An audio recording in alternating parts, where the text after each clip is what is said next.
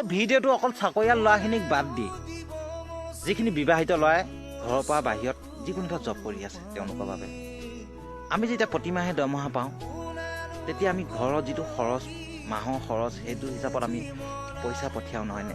তাৰ পাছতো আমাৰ ৱাইফে কয় দিয়াচোন মোক ইমানখিনি টকা মোৰ প্ৰয়োজন আছে। তেতিয়া আমি প্ৰশ্ন কৰোঁ কিয় লাগে হয়নে? যি কাৰণত নালাগক কিয়, যেতিয়া আমাৰ ৱাইফে ঘৰৰ প্ৰব্লেমবোৰ ছল্ভ কৰাৰ পাছতো আমাৰ পৰা কিবা এটা বিচাৰে ন, এতিয়া সেই পইচাটো আমি যদি দিওঁ তেওঁ কি কৰে জানে? তেওঁ জমা ৰাখে। ৱাইফৰ দৰে ভাল বেংক আমাৰ দৰে দুখীয়া ল'ৰাবোৰ কোনো বেংকে নাই মোৰ হিচাপত ক'ব গ'লে।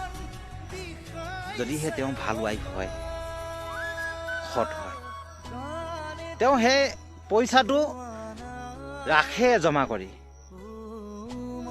আৰু কেতিয়া উলিয়াই জানে? যেতিয়া আমি বিপদত পৰোঁ। যেতিয়া আমি বিপদত পৰোঁ, আমি যেতিয়া প্ৰথম ৱাইফকে ক'ব লাগিব ন যে এনেকুৱা এটা প্ৰব্লেম হৈছে, দিয়াচোন কিবা এটা মেনেজ কৰি। তেতিয়া সেই পইচাটো আমাক দিয়ে। সেইটো কাৰণে আমি বাহিৰত থকা ল'ৰাখিনিয়ে এটাই কাম কৰিব লাগে, ঘৰৰ প্ৰব্লেমবোৰ ছল্ভ কৰাৰ পাছতো ন নিজৰ ৱাইফক 2 টকামান জমা কৰি ৰাখিবৰ কাৰণে দিব লাগে। মই ভাবোঁ তেনেকৈ সেইখিনি পইচা আমাৰে কামত আহিব।